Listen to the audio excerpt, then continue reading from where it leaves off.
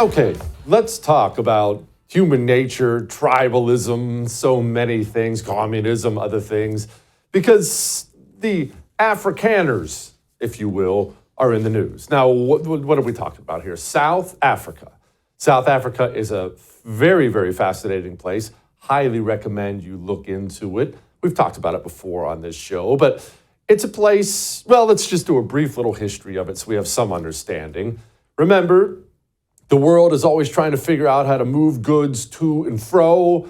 The world figured out, hey, why don't we go around Africa? We're talking about Europe. We want things from places like India, the Spice Islands over there. We're up here in Europe. How do we get there? We really have to cross it.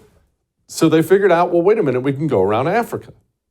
As the Europeans started to go around Africa, I want you to think about the various countries on the coast of Africa, almost like gas stations. That's really, really dumbed down, but think about it like gas stations. If you're on a ship, a caravan of ships, you are going to need to make stops along the way to resupply, fix things. It just happens that way. So slowly but surely, because of this shipping, places in Africa began to be civilized, if you will. Settled is probably a more polite way to put it, but they took tribal areas and European towns started popping up. And of course, South Africa was the most choice place because that's the tip. It's down there in the south. And there's a long history of ugliness there in South Africa. The Boer War is something that is probably worth looking into if you'd like to learn a little something about it. But that's a long way of saying there's a lot of history around South Africa. But for our purposes, we're going to talk about tribalism, the American left, the worldwide left, South Africa, other things right now. White people in South Africa, specifically white rural farmers, are under attack. The South African government pretty much consents to this. The carnage there has been unbelievable. Many of you have followed along with it, or I should say some of you have. We've talked about it before on this show. Remember when we had this interview? So we have the Afrikaners, the South Africans. Now, not all white South Africans are Afrikaners. So we're talking about those primarily of Dutch, but also French and German ancestry who historically have controlled and owned the farmlands. They are now coming under the heavy fist of the South African government, which has passed laws that would allow the government to confiscate their farmlands without compensation. So you have the Trump administration rolling out ideas to bring them in under refugee status. Now, I commented to your producer that this is right up your alley based on the stuff that you tweet about, because the Democrats have been big on using immigration as a political weapon. Now, you can look at Springfield, Ohio, which really backfired for them there. But in Minnesota, they've guaranteed that within a couple decades that the Somalian population that they've imported into Minneapolis will continue to produce Democrat dividends and probably keep that in the blue column long term. So this population, given that they're mostly Dutch, you can look at Western Michigan as a good example. You're probably looking at least a 3-2 Republican electorate. So what happened in South Africa, we'll get to the immigration, white people portion of this, but what happened in South Africa is exactly what the American left has tried very hard to do here. It's just they don't have the numbers to get it done yet. You hear all that talk about reparations sometimes, reparations this, reparations that. Well, what did you think they meant by that? The left in South Africa took over, completely conquered everything, and they went for their reparations. Now they encourage their citizens to invade white farms with machetes and do unspeakable things to white farmers. It's been a really, really terrible situation there. And of course, surprise, surprise, the country is in virtual collapse. They are losing power. It's awful. So Trump brings in 60 South Africans, white Afrikaners, families, men, women, children. See them there waving flags. He brings them in as refugees because they're under attack, they're under assault in their country. Now, that brings us to where we are as a country and our left and what we're up against. You see, there's a way of thinking out there that the left is inherently racist. You've probably heard the right say this before. Well, we're not racist. You're always calling us Nazis. The left, they're the real racists. And when you hear comments like this from Ilhan Omar, it reinforces that notion that the left are actually real racists. Here she was. I would say our country should be more fearful of white men across our country, because they are actually causing most of the deaths within this country. We should be profiling, monitoring, and creating policies to fight the radicalization of white men. Now, let me ask you something. Do you think she said that for racism reasons? Let me explain. Yes, it manifests itself as racism. It definitely does, and we will get into that in a moment. But that's not actually why the modern left despises white people. The modern left is, well, they operate just like communists have always operated, and communists are what I like to call tribal to the extreme. Tribal in the worst possible ways. All human beings are inherently tribal in some way. It's just human nature. You tend to want to group up with, not necessarily your race, although sometimes it's your race. You tend to want to group up with other people who are like you, think like you, share your values. And so it's very natural to be tribal. What communism does, as it always does, is it takes the natural parts of human nature and it turns them evil. It pours gasoline on them and makes them the worst possible versions of themselves. The modern left doesn't hate white people because of the color of white people's skin. The modern left hates white people because it analyzes all the tribes in modern America, in 2025 America, all the different racial groups, religious groups, whatever it may be. And you know what it sees? You see, they don't look at society the way you do or I do. You know what it sees? They look at all this stuff, and you know what they see? White people are the only thing holding them back. When they study the demographics of modern America, and they look at how black people vote, and how women vote, and how this, and how that, how Muslims vote, when they study, when they break it down in the worst possible ways, each and every demographic, they always come to the same conclusion. We would have ultimate power if it wasn't for white people. And so they made a determination, and it really wasn't based on skin color. It was based on power, you see. The determination is white people inherently are the problem. We must outnumber them and smash them. And if we are successful in doing that, then we will finally complete our communist conquest of America and burn this country down the way we want to. Keep in mind, Donald Trump brought in 60 people from South Africa. 60 people. Joe Biden brought in 20 million. 60 people from South Africa. This is how the media responded. Trump administration, they're saying that essentially these white South Africans assimilate better, and they're also not as much of a security risk. That's really causing a lot of people to be appalled, frankly. And I also should tell people that this violence that they're talking about that are dealing with these Afrikaners, I've been hearing from people that say there is violence in South Africa, but it's affecting everybody of every single race, Katie. And part of that is that the people who are native to that land deserve their rightful land back. That is not what the Afrikaners actually want to have happen, which are the white Africans, and so who are not originally from Africa, who colonized South Africa also. And so that is what they are saying is discrimination. Now, if the Constitution in South Africa is discriminatory, they have their checks and balances in that land, just like we do. And that is for them to. So if the Afrikaners don't actually like the land, they can leave that country. They are. They're leaving to come here. No, they can these leave refugees and go, are coming here. They can actually leave and go to where their native land is, which is probably Germany. Are you against them coming here? Holland, probably. Holland. It's pretty obvious.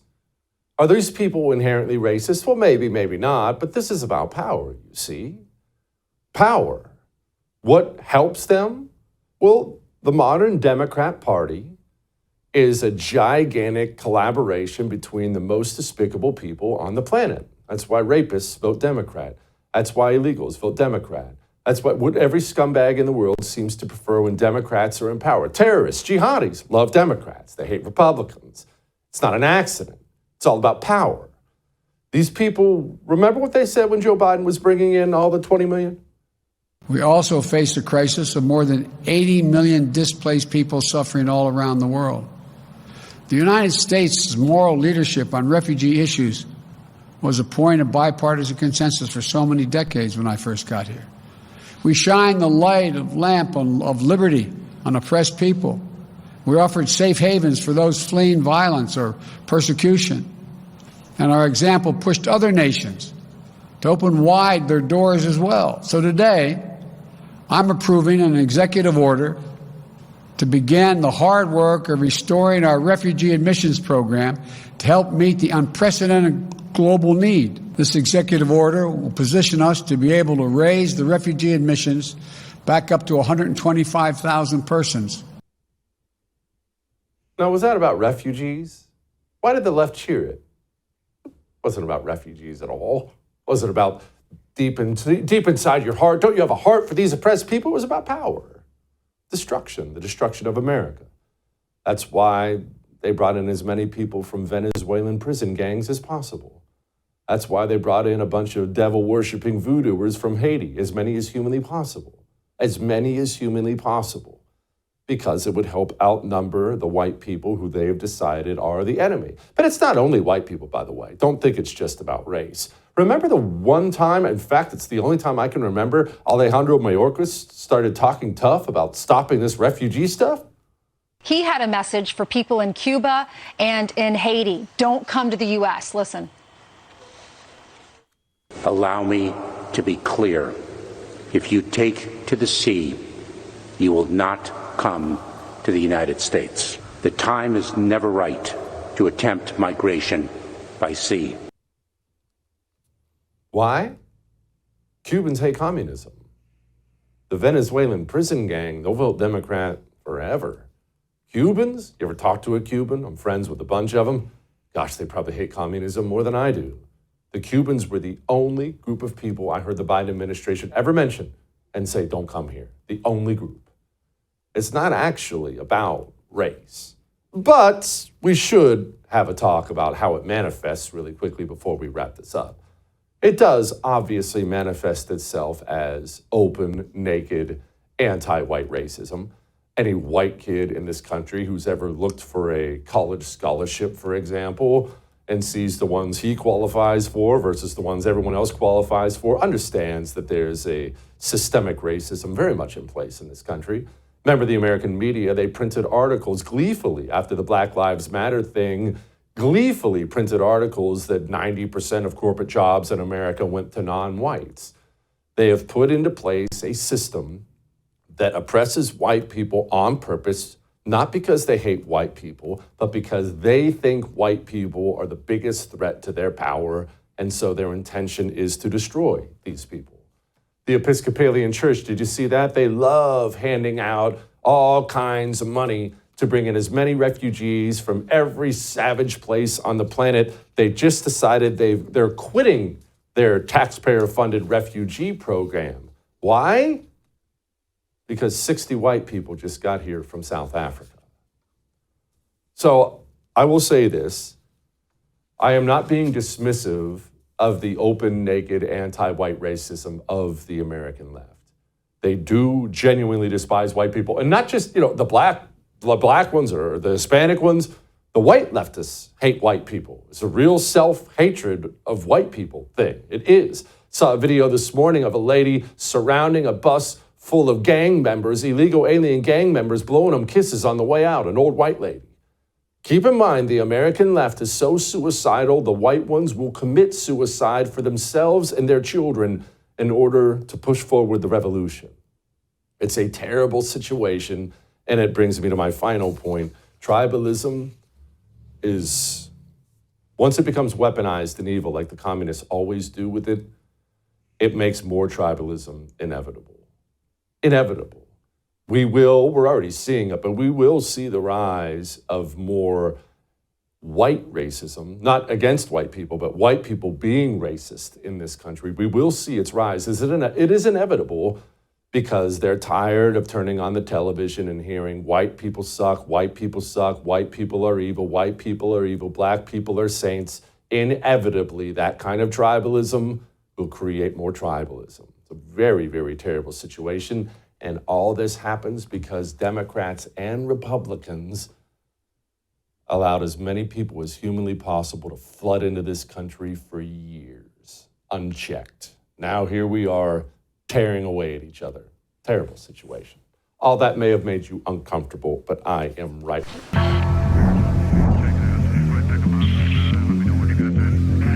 President Trump is saying to white Afrikaners from South Africa, I'll give you refugee status.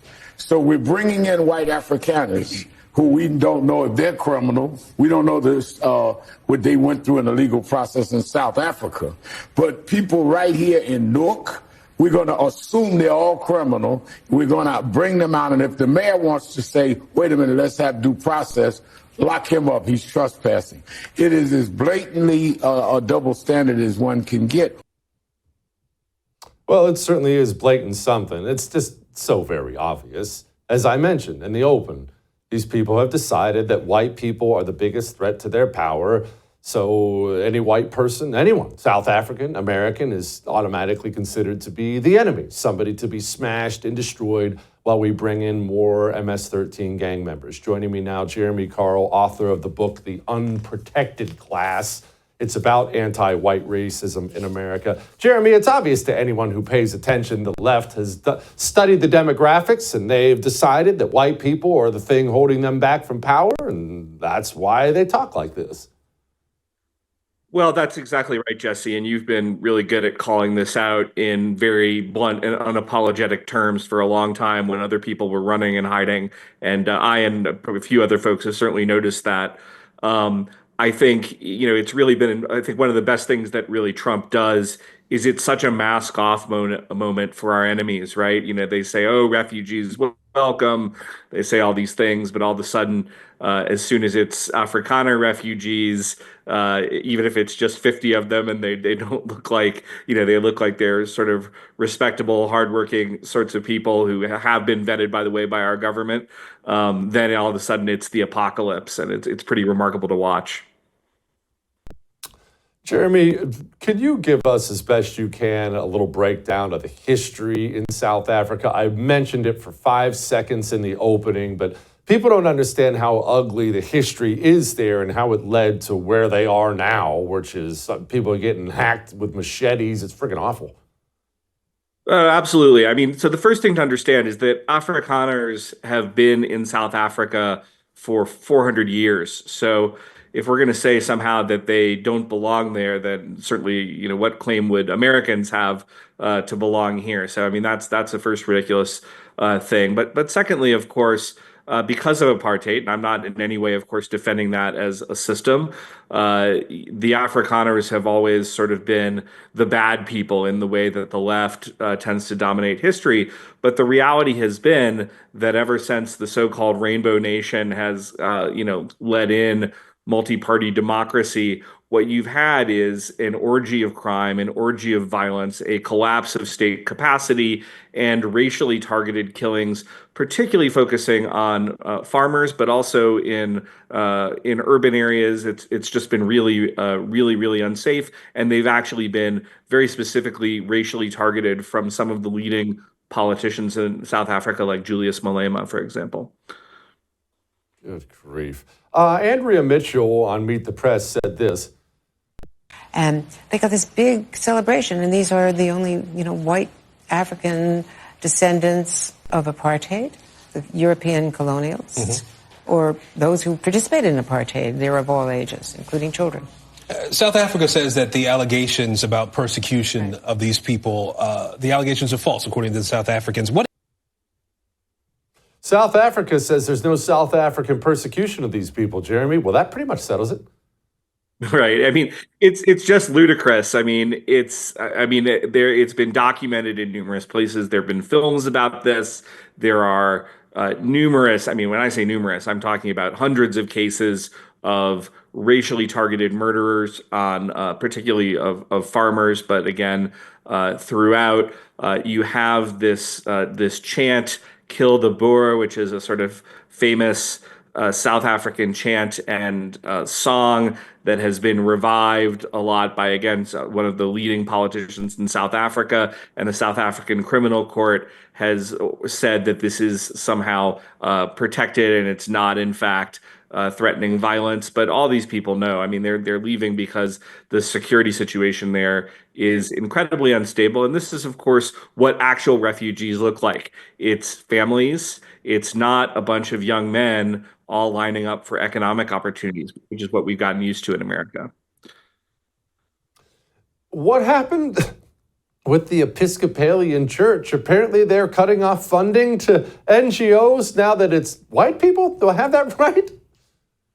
Yeah, I mean, again, this is just one of these remarkable mask-off moments in that they've been aiding and abetting, by the way, with our tax dollars, innumerable refugee resettlements, a few of which are presumably legitimate, at least according to our laws, but a vast number of them, frankly, fraudulent, for people who are not even refugees.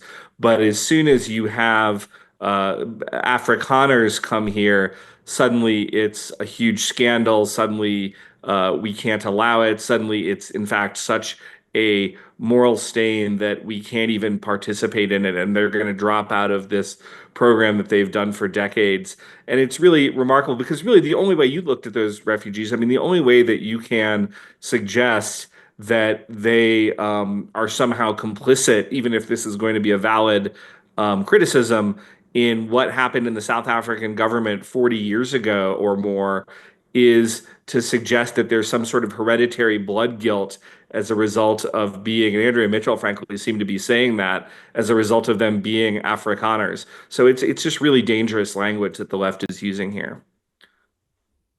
Jeremy, but isn't that hereditary blood guilt, isn't that what the left genuinely believes? I mean, it's hard to listen to these people, whether they're professors, Democrat politicians, media members. It's hard to listen to these people and think of anything else. They genuinely believe America was stolen, we're on stolen land, that white people in general, white Europeans, people of European descent, are inherently evil. Everybody native is, of course, saintly, and that, to repair all these damages, white people really should be smashed and frankly deserve it. I know people who think like this.